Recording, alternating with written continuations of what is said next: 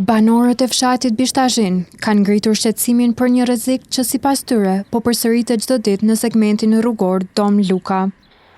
Ata thonë se automjetet qarkullojnë me shpejtësi të madhe përtej kufive të lejuar, duke rrezikuar jetën e banorëve dhe këmbësorëve që përdorin këtë rrugë. Shqetësimi momental i cili është kana pengon shumë, është vozitja e kerreve shumë shpejt në këtë pjesën e rrugës që shkon Bishtazhin Lipovec. Shpejtësia është marramense edhe ka rrezik që më ndodh ndonjë tragjedi.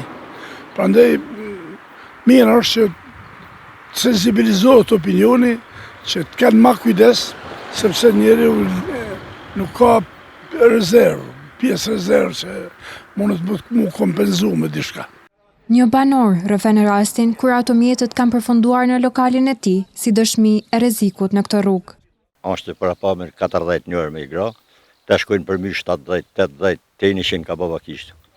Kam raste të se kanë hi 2 herë në terasë, kam lokalin qëtu, 2 herë në terasë kanë hi me kërë, 1 herë në zitë, bish për një 5-6 herë kam. E jo më larg se 3 ditë më parë, është rrezikuar edhe jeta një fëmije.